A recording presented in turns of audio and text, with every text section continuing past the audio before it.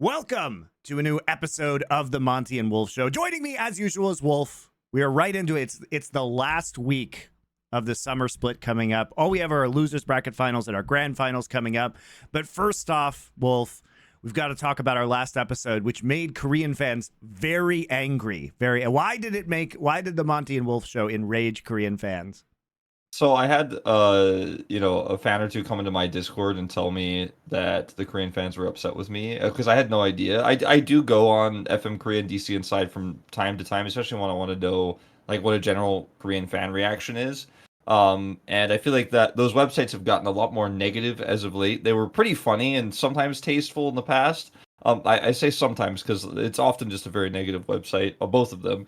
But anyway, I saw there were threads. I searched my name, which is quite difficult to do because if you search Ulp, usually it's just threads about T1 Wolf, who's always co-streaming. Like for those of you guys who know, obviously he's an ex-support player for T1 or SK Telecom back in the day. Has some world titles under his belt. Is a really legendary support player, and also is kind of the Cadril of Korean co-streaming. Like he has the biggest co-stream in Korea. At least I'm pretty sure he still has the biggest one.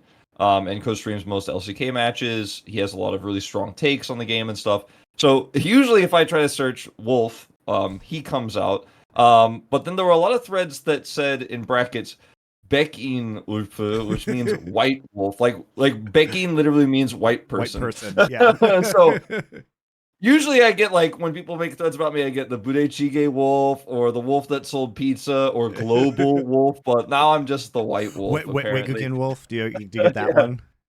I have had Wegukin Wolf before, yeah, which means foreigner wolf. Anyway, people were very upset because we were very critical about Faker's performances on this show last week, and a lot of that was translated and then posted there. People were very upset, seemingly, about two other things that I said. People didn't seem that upset about what you said, Monty, but they were very upset that I said that his Yone performance was very bad, and I don't think he should play it again. And True. people were also upset that I was pretty sure that GenG were going to pick T1 because they were the lower seed, and that's what Korean teams did. And I was like, that's almost 100% what's going to happen. And then everyone was taunting me for doing that. Hanwha Life went on to then 3-0 T1 unceremoniously, as we all know. But anyway, I just want to say shout outs to you guys. If you guys do want to watch more Monte Wolf, you don't have to just read a trans. We don't have subtitles for this show, but maybe if we get enough Korean viewership, we'll hire somebody. We'll make subtitles.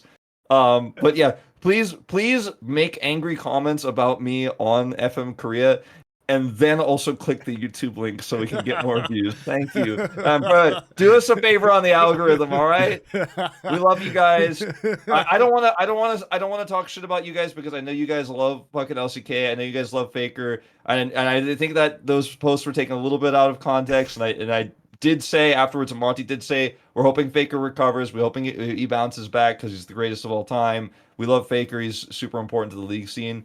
But anyway, thank you guys for keeping it real over there, and we appreciate you.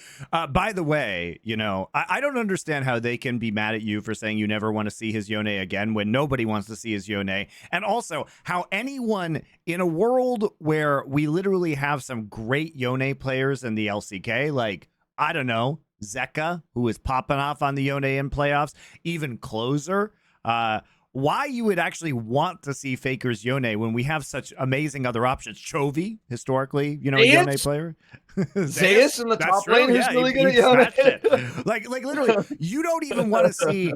If you see T1 pick Yone, you're not sitting there, T1 fans, being like, ooh, I hope it's Faker's Yone. No, you hope it's Zeus's Yone, you idiots. So shut the fuck up. I'll be mean to you. Shut the fuck up. No one wants to see Faker's Yone. You don't want to see it. You want to see Zeus's Yone. You are not hoping to see Faker's Yone when Yone gets locked in on T1. No one is.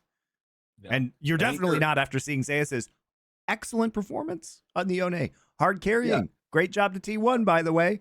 Great job. He put King in the dumpster. It's fine. Yeah, I think you're hoping that the Yone doesn't get locked in by Hanwha in the next playoff match. And Exactly. it didn't go well for them in their matchup against Hanwha when they tried to target Zeka, and it went poorly. It was a good idea, but the execution was poor, and Zeka just got away with it. So which matchup do you want to talk about first, Monty? Well, before we do that, we do have a sponsor announcement for you guys. First off, we're getting to this one right away because Into the AM has an immense sale for Labor Day. If you're not familiar with Labor Day, it's a holiday in the United States of America. So those less free of you may not understand that. But what it means for you globally, because Into the AM offers shipping all over the world, many places for free, including you Europeans who are less free, but you still get free shipping, turns out. Thanks to America, we give you some freedom. It's an American company. We've got Into the AM, and I'm wearing a shirt. Wolf's wearing a shirt. He's wearing one of the tank tops. See, look how free it is. Wolf's so free right now. He's got the Statue of Liberty. Thank you. I'm liberated. That's right. Thank you, France, for giving that to us for free. Really appreciate that. Stuck that right in New York Harbor. Into the AM, though. Great company. We love their apparel. Not only do they have graphic t-shirts, they have unbranded t-shirts, branded t-shirts, athletic shorts. They've got chinos. They've got button-ups. They have Henleys. They have everything you might need for the fall here as we get into it. And on top of that, the Labor Day sale is on, as I said. It's up. It goes through September 9th. So you got another week as of right now. So get on it because it's up to 50% off site-wide on everything. And on top of that, if you go to intotheam.com/LFN and use the code LFN, you will get an additional 10% off, which means you can get up to, you know how to do math, 60% off everything on the website. So now's an excellent time to go. It's one of their biggest sales of the year. So head on over intotheam.com/LFN. Thank you. And always, as always, you know, supporting our sponsors is one of the best ways to support us here at Last Free Nation. Into the AM, been a great partner for us. Send us lots of great clothes. Awesome. Love the clothes. Wear them every day. I basically just replaced all my wardrobe with like Into the AM t-shirts. It's great. Yeah. Super comfortable. I am always basically wearing them when I get home from work, and I often wear them, you know, to work when I'm not wearing my casting clothes, but super comfortable, and I've got a ton of their stuff now, and just feels great to have it. Thank you. All right. So where do you want to start? We'll touch briefly on some of the first matches to have before we kind of dive more into Dplus versus T1 and Hanwha versus GenG, which are probably the most exciting matchups for people because those are the teams remaining in the tournament. Dplus, man, what a terrible showing from them in these playoffs. Like, really disappointing. Although it did justify GenG actually selecting them compared to T1. But yeah, I mean, if we talk about, I think one of the biggest problems, Wolf, was just their drafting in the series versus GenG and then the series versus T1. It was not it. It was not it. Yeah, so we can talk about, like, there's a lot of stuff to talk about in these series in terms of the drafting, and there were some big errors made around Ziggs in particular, just constantly giving that over when it's clearly the strongest pick in playoffs in general, and Paze has been the best Ziggs player. But then thinking that they could answer with Malphite in that first game against GenG. What was the Malphite supposed to do, Wolf? I mean, he can go through Poppy and Maokai ult. Sure. Look, they had one angle that whole game to kill Paze and surprise him with the Malphite ult, and he flashed it. Yep. And also Kingen spent most of the game actually ulting out of getting caught in the side lanes or getting caught in mid lane. So the actual Malphite ults that were intended to do an engage as opposed to escape was very low. I mean, it just seemed completely useless. Yeah, I mean, you can't really ult to Tristana, you know, if she reacts quickly enough. And or a Ziggs. I mean, Ziggs has satchel. It's really hard to satchel a Malphite ult, like That's unless you prep the satchel. So, like, I thought that same thing. I was like, okay, well, you could satchel away, but like realistically, that's really tough to do. Maybe Pace could do it. Maybe he could set it up, but obviously, he was able to flash the one big ult around Dragon. He had 0 deaths that game on the Ziggs, and Ziggs is super impressive. And then the other thing that Dplus was doing in this series, and then, you know, we'll talk about it maybe again, and when we talk about the T1 series, is they just put aiming on not late game carries. Like, I mean, Misfortune can be a carry, but she's really kind of an ult-based champion. And yes, she can, with her passive and her double up, do a decent amount of damage in the team fight. But she's not a Zeri. She's not an Ezreal, and she's not a Kai'Sa in terms of like following up on dive or anything like that. She's just kind of like, okay, Moam's really good at Rel, so I want to play this pick so we can play it together. It feels like that's what the drafting was being. But all year long, they just funneled gold into putting aiming on hyper carries, and then they just suddenly decided to shove him on MF every game. And that's just not, to me, that's not the type of player that he is. Like, MF will utilize the gold well, don't get me wrong, but it doesn't mean that aiming has the agency to clean up team fights like he is so known for and so famous for throughout his entire career.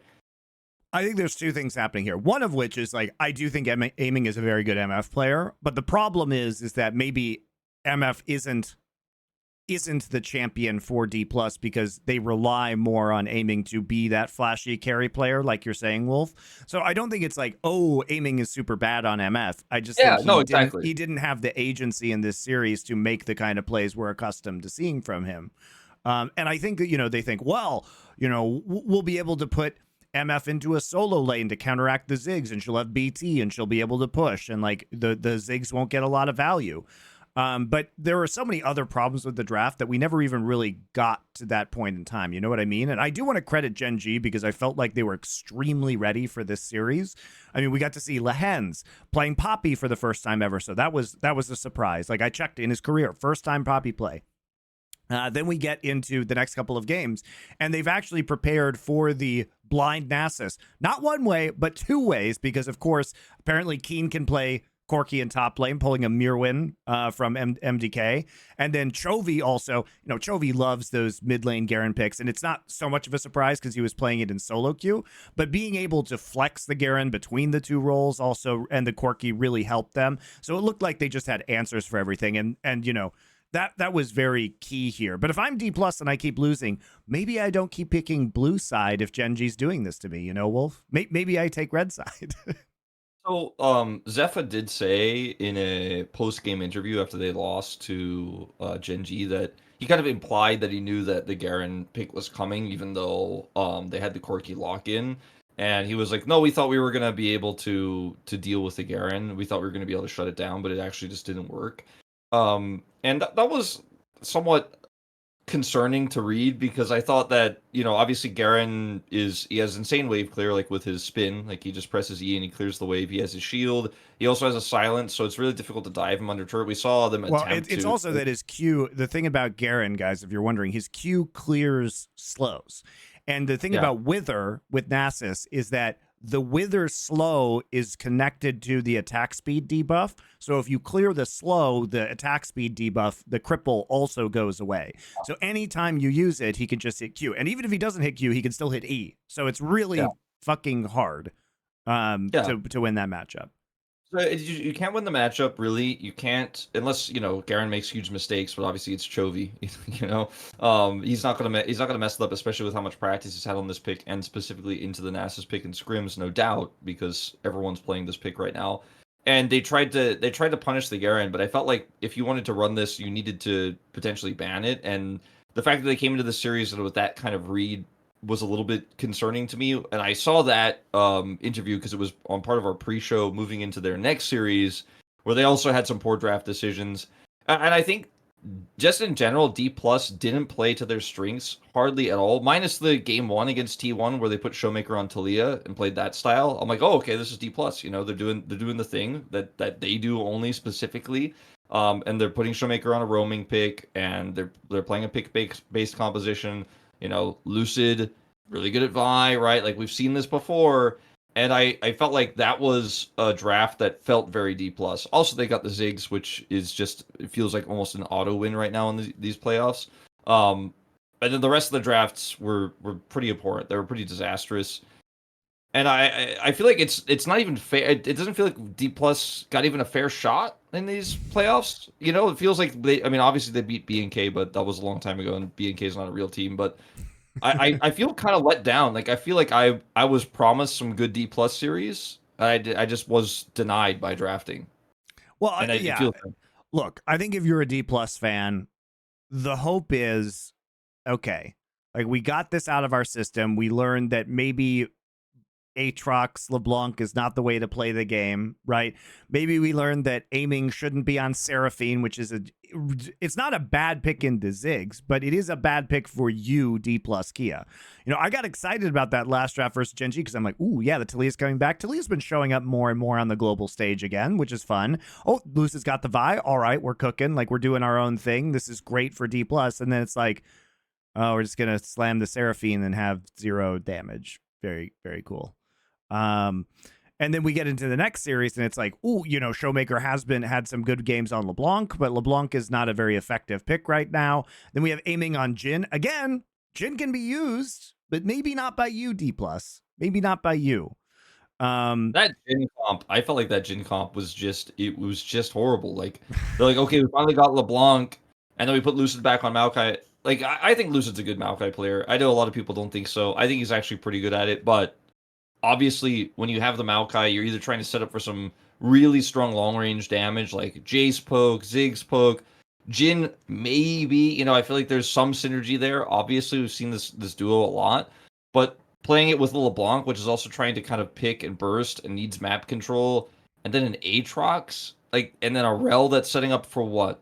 Like, what is the Rel setting up for in this comp? Like, it felt like everybody played a champion besides aiming, where they're like, I love this champion. I'm good at that. And it's a top tier pick, except not the Aatrox, but everything else feels pretty top tier. And then it just got completely blasted by T1 playing a real composition that's extremely meta and very strong. Yes, Zeus playing the Yone top, that's not as common as Yone mid right now, but it's still quite strong, and Zeus is a very good Yone player. And T1 just smashed them in that game. I feel like that game was not practically not a game. Nor was the last one. The last one was even worse. But I just don't understand what the thought process was here for Dplus. And it makes me really worried about the coaching and the drafting that we see from these teams. A lot of our teams in the LCK just don't know what their players are good at.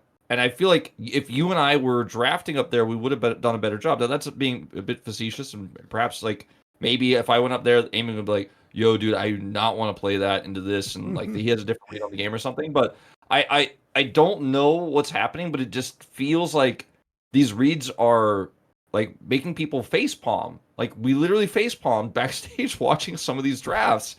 And it's sad because I think Dplus could have won this series. I predicted them 3-2, but we knew this series was going to be one of the hardest to predict, right? Like, anything could happen. It's going to depend on T1's form. Apparently, it's really going to depend on Dplus's drafting. And I felt just let down. Not because T1 won, but I feel let down because Dplus feels like just didn't show up. And I feel like I didn't learn that much about T1 either. Like, T1 just played a solid, great League of Legends series, but it was fairly easy because they're playing against drafts that overall I felt were very weak for Dplus. And I mean, I sound like a broken record here, so maybe I should stop. But I just walked away yesterday feeling like I was gypped. Like, I paid for. I'm going to a Dplus T1 series, and I didn't get my money's worth. Yeah, and if you are a Dplus fan, at least they're going to have a couple weeks to retool on this patch and figure out what they can do in the regional qualifiers, because they're definitely going to that. And surely, Wolf, they should still go to Worlds. I don't think we already saw them versus BNK Furex. It would take a monumental upset.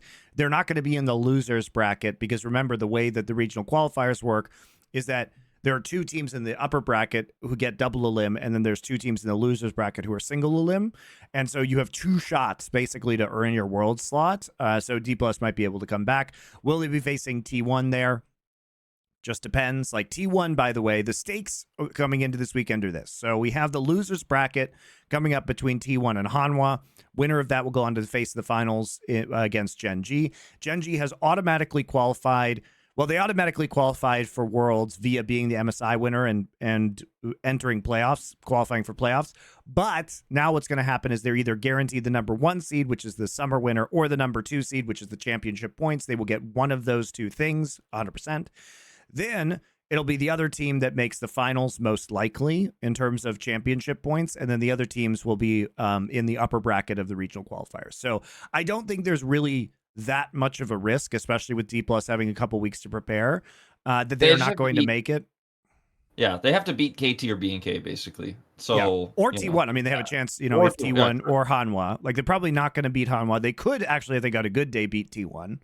But maybe T1 just does the T1 playoffs glow up one more time, and that's what we get. And we get another the sixth consecutive T1 Gen.G final.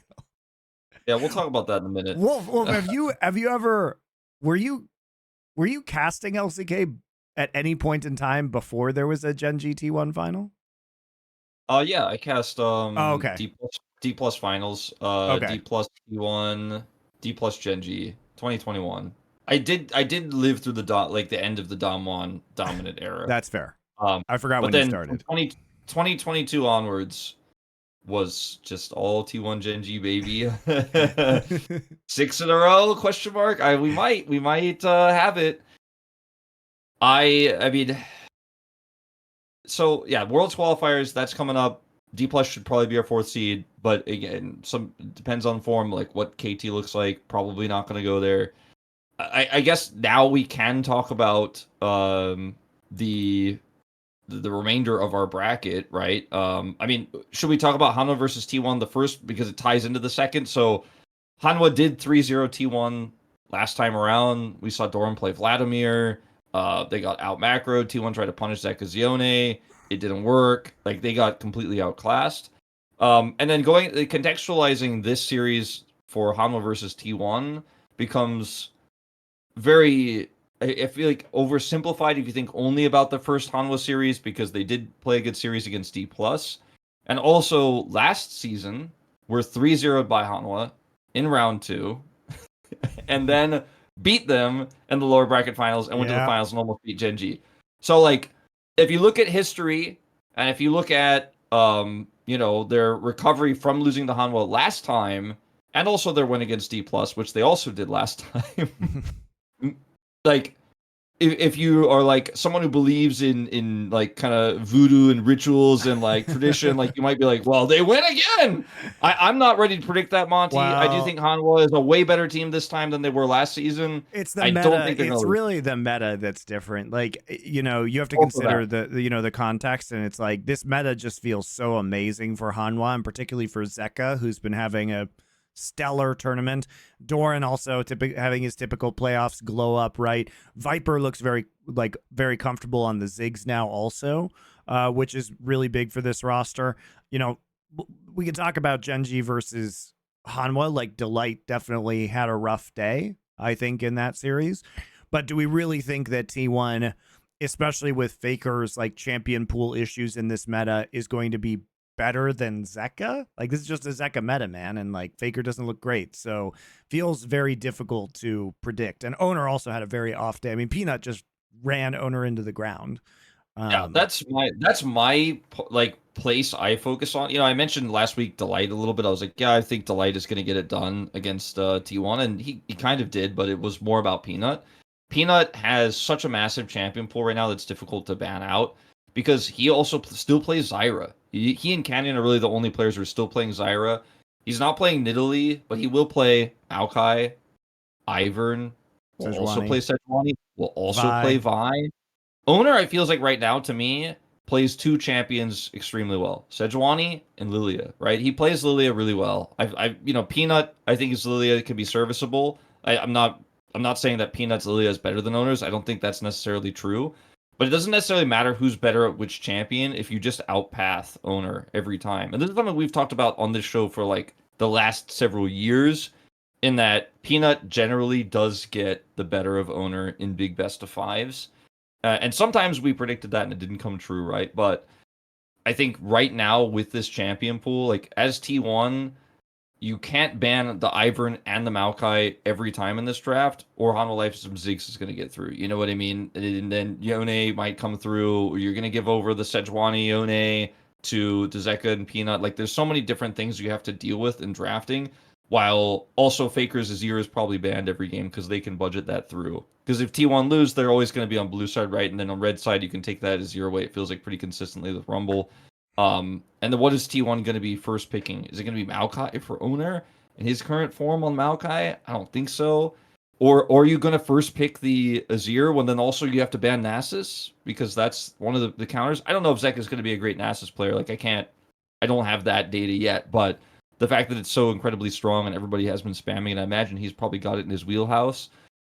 it's tough. Like I feel like T1 is kind of a little bit hindered by the fact that Peanut's champion pool seems to be a lot larger and more proficient than Owner's right now. And Owner's pathing, I feel like has been pretty good overall. Like he was a huge reason why they did beat Dplus, and picked up 2, MVPs in that series as well. But I just think Peanut is a little bit ahead of him right now. Um, and then there's also the other matchup to consider that Doran has kind of historically been Zeus's father, as people say. Um, and that's kind of the matchup where you think that Zeus is the better player, but he's had his ups and downs. Doran definitely fairly inconsistent as well in his career, but this season he's been pretty consistent. And that is he like consistently is his level of consistency better than Zeus's peak? No, definitely not. But who knows what Zeus is going to show up?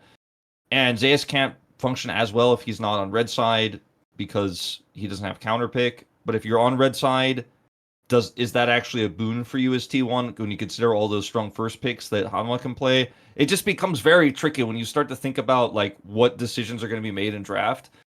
I think T1. I think blue side for T1 would be stronger if Guma was a better Ziggs player, because Guma just isn't as good at Ziggs as like Pays and Viper are, and like Faker was was stronger on some of the meta champions. You know what I mean? Because that makes blue side feel kind of bad if you're T1, but also like what are you going to do? Are you going to give up Ziggs first pick potentially? Are you going to give up Maokai first pick potentially? Like these are champions that can be extremely dangerous in the right hands. And so T1's kind of damned if you do, damned if you don't. I do think that T1 prioritizing Zeus counterpick is great. But is that enough to like push them past Hanwha or GenG? I don't think it is. Yeah. One thing I think T1 have shown throughout these playoffs is that they have a lot of cool picks ready. Like they did play the Neela Senna incredibly well, right? And the Neela Zillion was a fun experiment for game one of us. Sure. I mean, look, I think that was an interesting idea because obviously the enemy team has a lot of single target blow up, and so maybe the idea there is like obviously with the synergy you have with the XP that Neela gets and then Zillion's XP, like that seems like a cool like bad scientist concept. In practice, it doesn't work that well that way. Like Zillion can guarantee you a level up. Neela gets the extra 50% passive XP. And so you can kind of like expect that you can just keep leveling up, but it really just meant that Zillion was ahead in XP, which doesn't matter that much. And then also if you ult to chrono shift somebody when they get blown up, they're still stuck in that position and will likely just die afterwards anyways. This is that kind of meta. It's not a meta where you have incredible turn. And if you're running a Zillion, you can't turn comps anyways because you're not an engaged champion. So like you need your jungler to do that anyway. I thought the Zillion comp was a cool idea, especially considering the opponent's draft, but it just didn't work out. But T1 has those kind of picks, ready.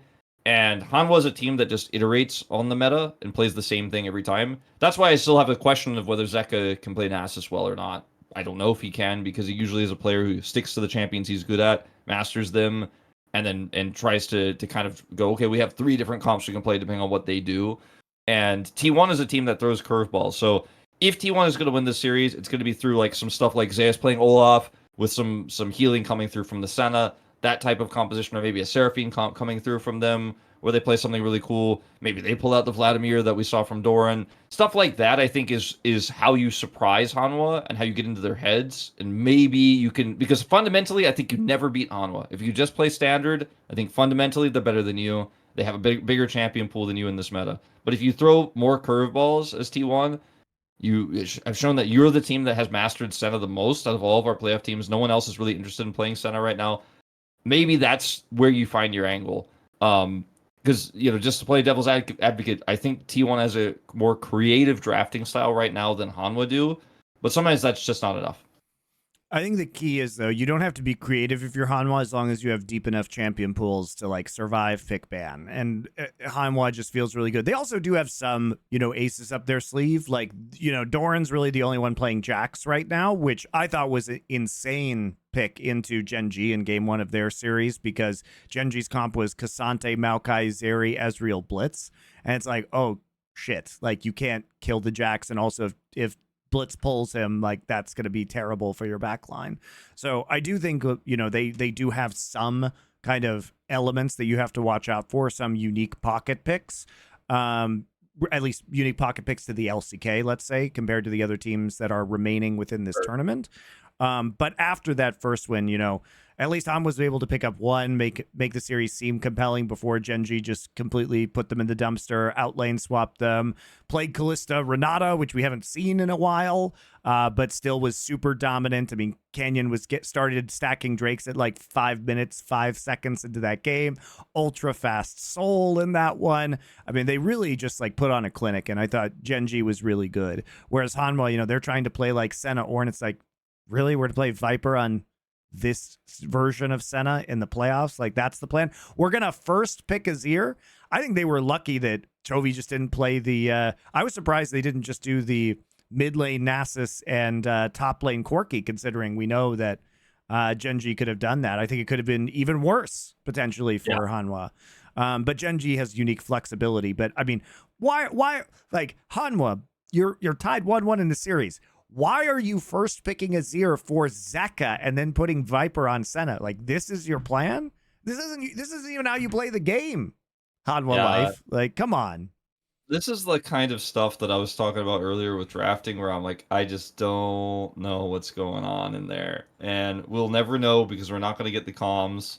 And we're just not going to know what was being discussed. But I really just wonder sometimes, like, where the head is at. Obviously, Azir is really strong in this meta and is buffed, and it gives you a lot more agency than playing a lot of the other picks that Zeka's been playing. Even Yone, like, yes, he has a really big ultimate and can warp team fights, but it feels like Azir is much like larger impact in most cases and has a better peel ultimate as well because it's got a lot of multifaceted utility. Maybe he was just like, I don't know, I didn't think I had enough impact, so I need to play this. But I just don't get it. I'm really grasping at straws here, Monty, because I mean, thought there were other problems. You know what I mean? It wasn't just Hanwha's draft. In the final game of this series, here's the other scary thing about Hanwha. Like, what the fuck was that last game? Is that when it's do or die, Hanwha? You just sacrifice the entire game at Grubs? You're behind. You have a Ziggs in the bot lane. And instead of taking plates, you TP him to Grubs and then just lose the entire game over a Grub fight that you do not need to be in whatsoever because you're going to scale really well. Like, it was just such a disastrous macro call. And this is what you worry about. Like, Peanut can be brilliant 95 games out of 100, but those 5 games where he fucks up, it's like a big fuck up, and it loses you very important games. Yeah. I thought that Hanwha in that series overall, minus that game you just mentioned, the final game, I thought that they had some pretty weird drafts and some drafts that I really didn't like, and yet played the game very well through the early game anyways. Like, I felt like Peanut had a overall fantastic series. Like, I don't think that I'm gonna predict Hanwha to beat GenG in the finals. Like, I can't do that. I can't even really. That would be I feel crazy. Like I feel like it's almost dishonest to expect they get more than one game, if even one game. But that series gave me some hope that, like, maybe they could give us an interesting game or two in the finals, because it was still they won that first game. They had some good play around Peanut, and Peanut showcased, obviously, his champion pool is quite strong in this meta still. Like, the Vi, I think people forget about Peanut's Vi because he's always just playing Maokai. His Ivern's always banned against him. But his Vi is really good, and I do wonder, will will Hanwha prepare super hard for that T1 series, or are they really actually just going to focus on drafts around GenG during this week? And then does that make it like possible that T1 has a better read because T1's hyper focused on beating Hanwha because they want to go to the finals because they automatically qualify for Worlds? Like, where's the preparation going to be at? I think the prep is going to be just on the losers bracket finals for both Hanwha and T1, because winning that makes you go to Worlds, right? And that's, at the end of the day, like, that is actually more important to these teams than winning the title, right? So you really have to do. I think you really have to be all in on that goal. I mean, if that's the case, which I think it probably will be, like you said, it also means that you're guaranteed to go to the finals, so you get a chance to, win the title in the first place. Then I just feel like GenG can prepare a lot better in general, and plus they already have a better read. I mean, GenG is just so good. Like it's. I feel like we haven't even spent that much time talking about how We good will. GenG is on the show because it's just obvious. Like I don't need to tell you guys like how good Chovy is like every It's all week. right. We'll do it. But first, Wolf, It's, yes. first up, we got to talk about Raycon, are their sponsor, guys. These are some delightful earbuds, and they do retail for like half the price of other earbuds. So they're very good value for, they're very good value. And one of the great things about this is their new everyday earbuds come in a variety of colors. They've got a fast charging capability. So in 10 minutes of charge, you get 90 minutes of playtime.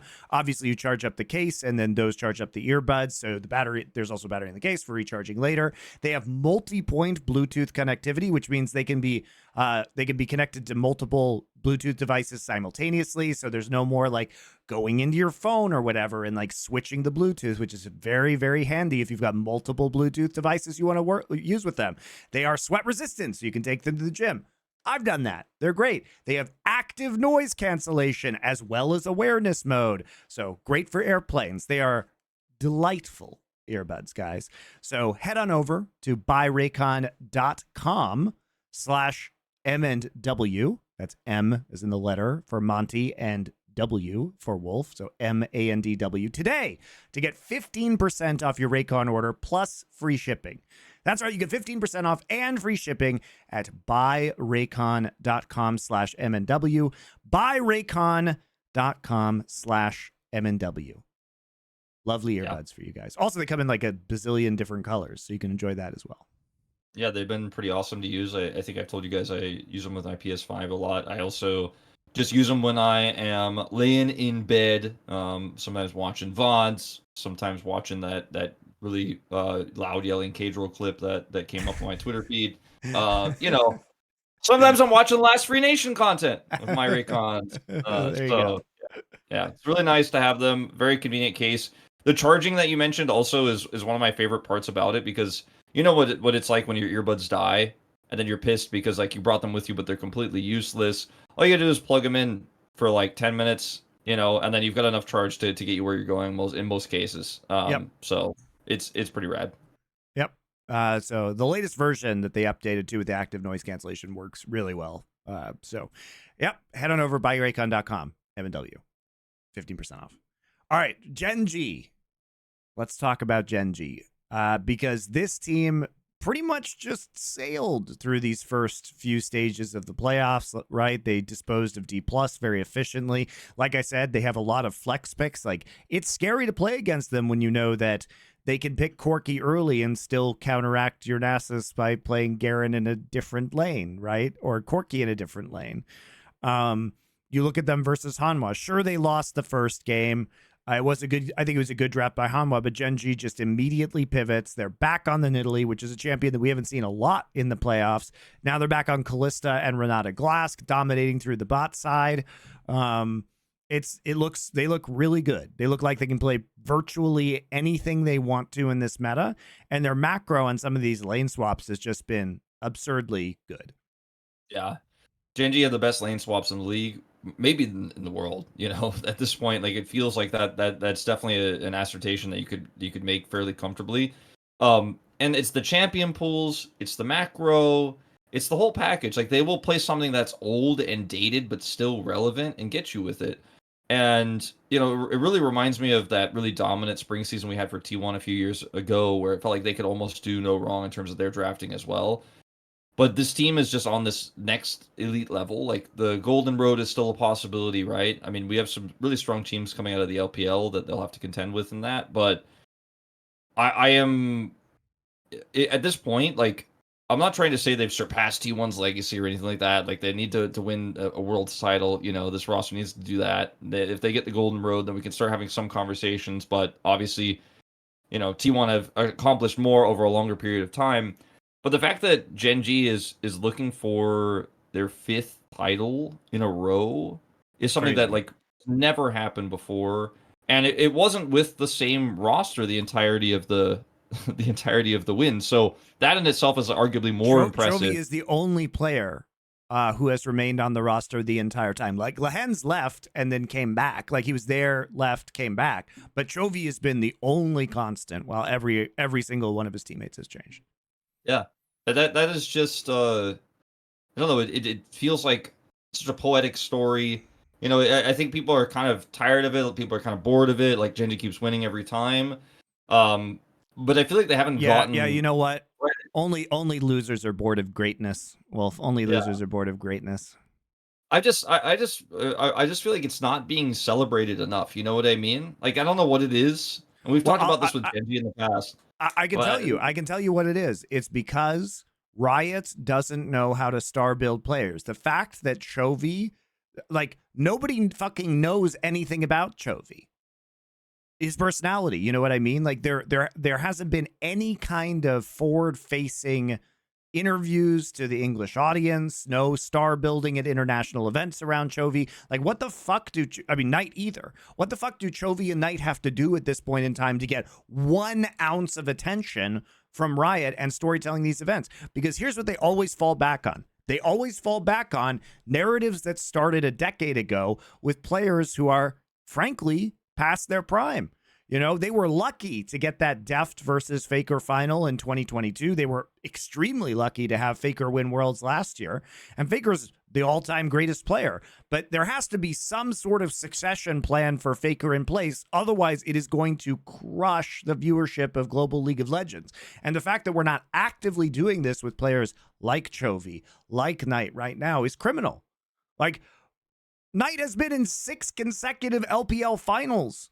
So is Chovy now. Why is this not the main story? What universe could we exist in where 2 players who are unquestionably the top 2 mid laners in the world make 6 consecutive domestic finals and are at every major international tournament and that nobody gives a shit about them? How is that possible, Wolf? How is that fucking possible? It's because insane incompetence. Not Faker. That's the answer. I'll tell you the answer, Wolf. I'll tell you the answer. Maybe it's because they keep inviting 0 LPL English casters and only a couple LCK English casters to these events. So like all the other casters who don't actually cast these regions are just like must fall back on Faker narratives every single time. I think that in fairness to the casters, they don't really have that much control over what content Riot makes and like what T1 is cooking up and stuff. But I would like to see a lot more focus on Chovy, his background, his family, you know, like the stories that we've had about Faker's grandmother, right? And all those exactly. I would love to have that. And I think that we're due for it. I mean, obviously Chovy got the spotlight in the LCK opening video. At least we have that, right? Where he's got his championship rings and stuff like that.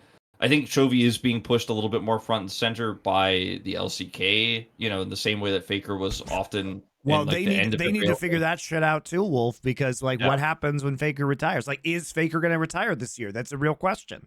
That could happen. I don't think so. It could, but I don't think so. I don't think so. But I mean, it's a conversation that we can have at some point because obviously his form is stagnated and then fallen off quite substantially. And I know that, you know, as we talked about earlier in the show, people got really upset when I said that last time, but I think Faker is not going to retire for the same reason I told you guys last time when he had the incident where, you know, his head against the wall, that he cannot allow himself to retire. Like, he is not ready to retire. He will not quit. Like, he will keep playing for the fans. Like, I don't think he's going to retire. His contract is also through next year, for what it's worth. And obviously he has such a high stake in SK Telecom, the company, and the team, that like he could retire if he wants to early. Like he can get out of that. He doesn't have money for the rest of his life, obviously, guys. Yeah, but I think he doesn't want to retire. I don't think he's going to retire.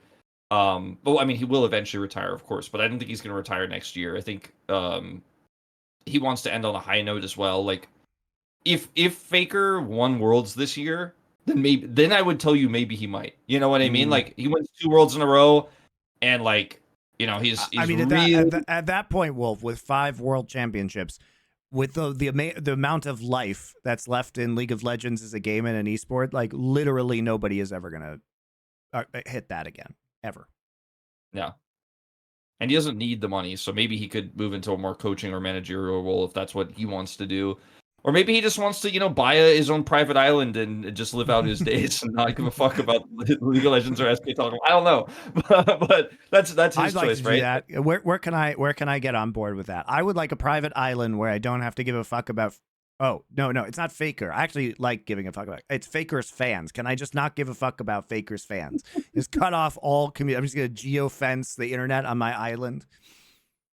Yeah, I mean, I do think it is important though to be star building players like Chovy, like Legendz, like Keen. I mean, obviously Keen has this really amazing story of he's finished a season in like literally every place from 10th up to 1st throughout his career, and he's been on, you know, Afrika for most of his career, where obviously that was just kind of a gatekeeping edge playoff team, just like they are right now, frankly.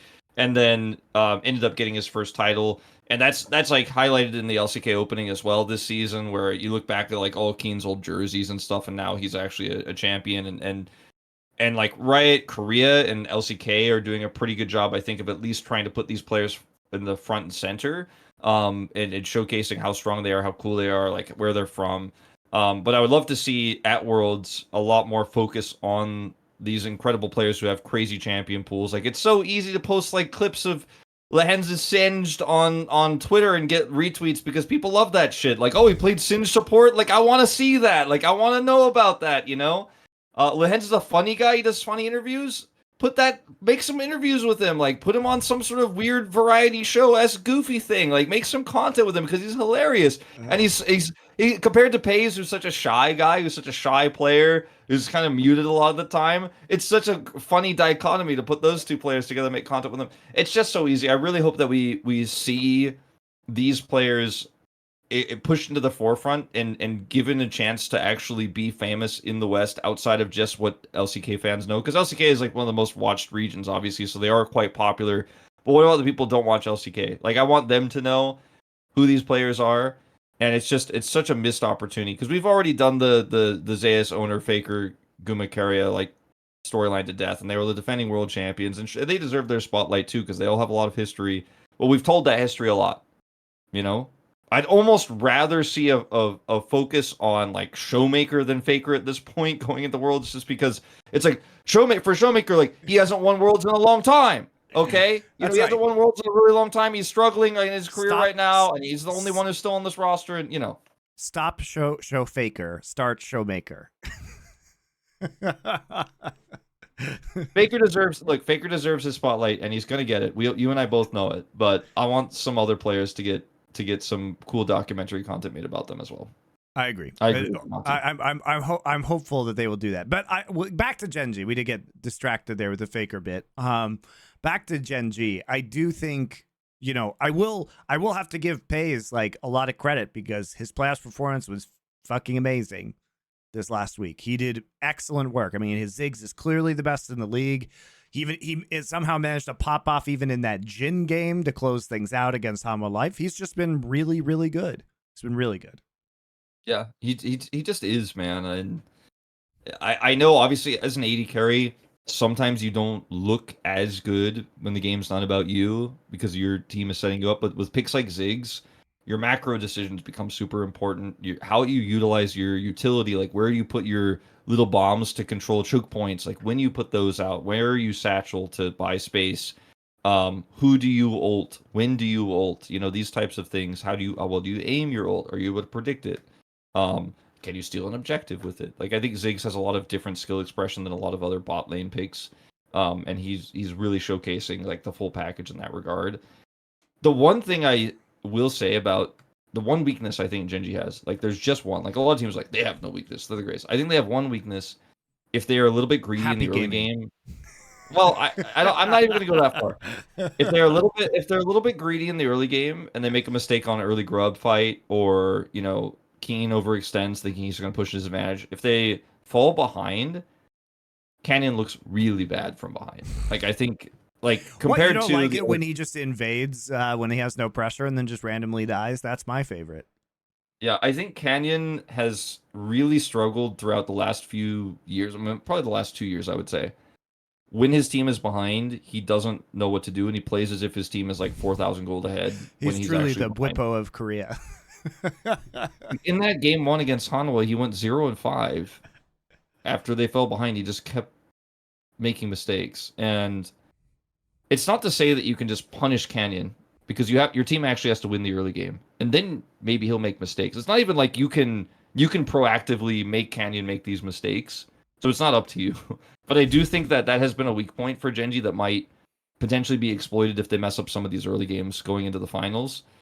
Just because that's what Canyon does. He always plays like he's ahead, and when he's not, he gets punished, and we've seen it so many times. I mean, it's also, I think, thinking that he is just like God on the map too. I think one of the things that made me nervous about game 2 was, even though GenG had an enormously great lane swap, one of the things about Nidalee is that Nidalee is absolute trash at stopping tower dives. Like, she's literally like one of the worst junglers at stopping tower dives because she has no form of crowd control. She's super squishy. Like, you have to hit a spear on a lot of dashes while another team is diving.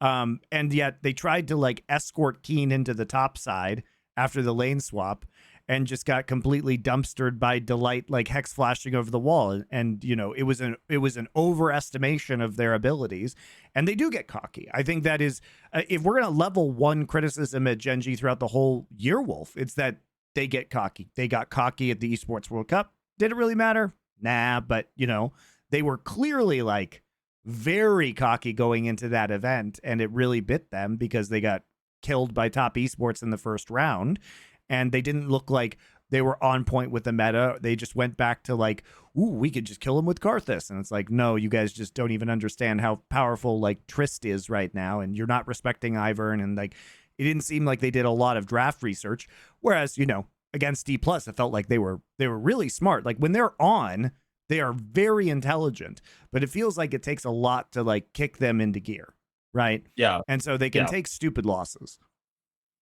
yeah. They sometimes do, and I'll give Hanwha credit for the game one win. I won't blame It was GenG a for good that. draft from Hanwha. I thought the Jax pick was really good. Now, was the Jax unexpected? Of course not. Like, Doran's been playing it. You should know that. But it was a very well played game by Hanwha. And you mentioned this too, and I think it's so true though. GenG are so good at pivoting when something doesn't work. They never just run it back. They go do something else. They're like, okay, well, we're gonna play a different draft now because we have so many of those, and we can react to the opponent's draft and put something together that's really strong. And pulling out Canyons in Italy, for example, ended up being really smart there. And Chovy was able to showcase that. Yes, he also plays the smolder mid and scales up and stacks up. And that's the thing that like Dplus didn't have. Just kept running back the same draft style, Mahomes on rel every game kind of situation. Obviously, T1 showed some flexibility. Hanwha has shown flexibility for Peanut, but I feel like GenG's level of flexibility in draft and how quickly they can just be like, nope, we're not going to run that again. We're going to do something different. It's so quick, you know. And you think about Lehenz's Blitzcrank, but it's not really like the Blitzcrank pick. It's the Maokai Blitzcrank combo. You have to be aware of it, but maybe he won't play it because he usually doesn't. But actually, it's still really strong into certain drafts, and he'll pull it out. And are you gonna spend a ban on Blitzcrank when he might just pick Leona anyways and crush you with that? Like, these are the things that you have to think about when you play against this team. And there's just so many factors. And Coach Kim and the players, I think, together have just crafted such an insane champion pool for the meta that's so good for them. We talked about how the meta is really good for Hanwha, but it feels like it's also really good for GenG because Chovy can play fucking anything, and we know this, and he's the best Yeah. mid laner. It's like Faker. We used to say he could play everything, and he still has a wide champion pool historically. But right now, in this current moment, his champion pool is the smallest, right, out of most of the mid laners. Whereas Chovy was like, yeah, I'll play Smolder or Zeri or Talia. Yeah, like I could play Akali. I could play Silas too at an extremely high level. I play Nasus, I play Garen. You know what I don't understand about Faker fans, Wolf, is like, all the reasons they love Faker, they should just love Chovy too. So why can't they just like Chovy? You know what I mean? Like, if you like Faker for being like the best mid laner in the world, incredibly versatile in terms of his champ pool, carrying his team to victory, why can't we just like Chovy now? A lot of Faker fans probably do like Chovy, but I think they hold on to. They've been watching for a decade. They started watching Faker. No. These players did not start watching Faker a decade ago, Wolf. These fans, because they say the most ridiculous shit that isn't even true about Faker as somebody who was there from the beginning. So that's incorrect. That is incorrect. All right. I think also some people look. I think you can be a fan of both, but obviously Faker has the storyline, the weird, like, you know, when you watch Faker's old footage, it's like in the old League of Legends and it looks old and cool and it's very interesting. Look, I think Faker is a player that has so much of that content around him. Like, there's a lot of reasons why people like Faker more than Chovy, just because he's also on T1, which is a more popular team, etc. And then because there's so many T1 fans, it's cool to be like, well, my friend likes Faker, so I like Faker too, and then we could talk about, like, I think there's a lot of reasons why people flock to Faker, but I think that you can like both players. But I just think it's funny, Wolf, because there is literally a giant contingent of Faker fans who are not around for Faker's prime, who idolize Faker from things they never saw, but they are actually living through Chovy's prime right now. And they are not acknowledging it. That is such a mind-boggling thing to me. So you're a Broncos fan, right? Sure. That doesn't mean I think the Broncos are good right now. So I was gonna say though, but just because they're not good, you still like them, right? No, I think that. But I think that, like, if you're a T1 fan, also. Here's the difference, Wolf. I lived through 100% of the Broncos' prime. I lived through their first 2 Super Bowl wins, back-to-back 97, 98. I then lived through the Peyton Manning era when they won in 2015. So I know they're bad now. There's also no players left over from those eras, so it doesn't actually matter.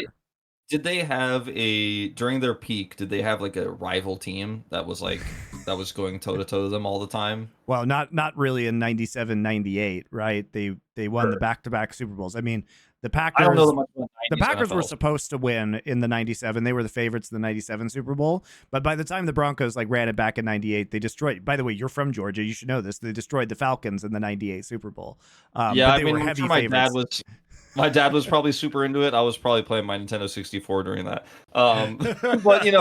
But so the thing about, I think, if you're a T1 fan, which is most fans, I honestly feel like GenG only got very popular, especially in Korea, very recently, because they started winning a lot and then they got more and more popular. We talked about this in 2021. We're like, oh, this is a great org. They have some great players. Like, Arnold's at the helm. Like, this team is going to become one of our top 2 teams. Like, we knew it back then. It obviously came true. And we're like, why isn't this team popular? What's going on? We talked about this a lot. Now they are popular, right?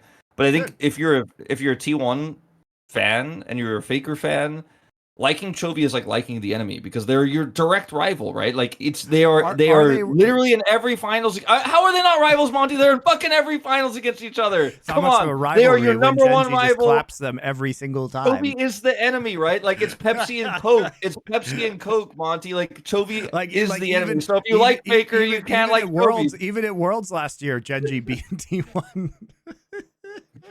Like, I'm just saying, like, I think you can like both, and I think probably people do.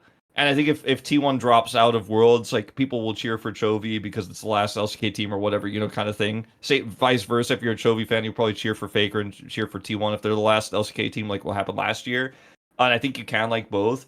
But I think that a lot of people respect Chovy, but they like Faker because they're T1 fans. I think that's ultimately it. And Chovy is on Faker's and T1's biggest rival team. So that might be part of it. That's my headcanon theory. Because otherwise, yeah, respect this man. We're living in his era. He's MVP. GenG have won 4 titles in a row, and they're looking for 5. Put some respect on Chovy's name. That's what my point. I understand what you're saying, Wolf, and I agree with what you're saying. But I just think it's wild that we have all these like Faker fans who are just. It's like, hello, can we please pay attention to current greatness, not past greatness? Can we just do that collectively? That'd be awesome. So let's start that right now. That's it. So let's talk about upcoming matches. GenG wins finals. Yes. If it's okay, so here's an interesting question. Like, here's a more interesting way to frame this. Do you think if T1 beats Hanwha, which we can talk about briefly in a second, Do you think T1 has a better chance against GenG, or do you think Hanwha has a better chance against GenG? I think T1 has a better chance against GenG. I do too. I actually think if you want to see a close finals, I think Hanwha probably gets 3-0 to 3-1, but T1 might actually have a real fighting chance to get into GenG's head. Like it happened last season. And if T1 are able to beat Hanwha, that means there's a massive improvement that happened between yesterday and that lower bracket finals. And so they're going to be on form to potentially then mess with GenG. My problem is, like we were discussing on this show, there isn't anything that I think Hanwha does better than GenG, and GenG can play all of Hanwha's champs. All of them.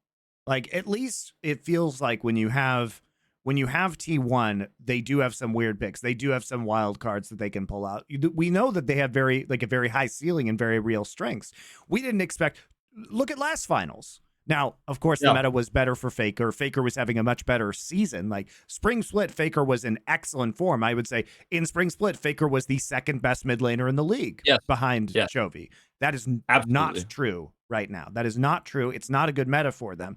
So I don't think we're going to get that 5-game banger. But we also thought that in the spring, GenG would bang them out 3-0, which is what everybody predicted. That's not how it went at all. It was probably the best LCK final ever, but I think that was also predicated on the fact that it was a better meta for T1, whereas that's not the case. But to T1's credit, when they do get into these do or die situations, instead of playing meta, they often play to their strengths, which is much better for them.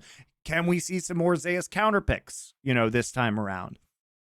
That would be very entertaining. I think that's potentially a way they can get advantages. Are we going to see some of the flexibility that we know Keria and Guma have in that bot lane? It's another possibility, right? But I do think Hanwha beats T1. All of that. Yeah, I already locked my pred in after watching the T1 series, and I said Hanwha 3-0. I think it's the only thing I can actually predict as an analyst. We talked about it here obviously a lot. The champion pool of Peanut right now is my main reason. Zeka obviously better than Faker right now, and then Viper's a way better Ziggs player. There's too many reasons.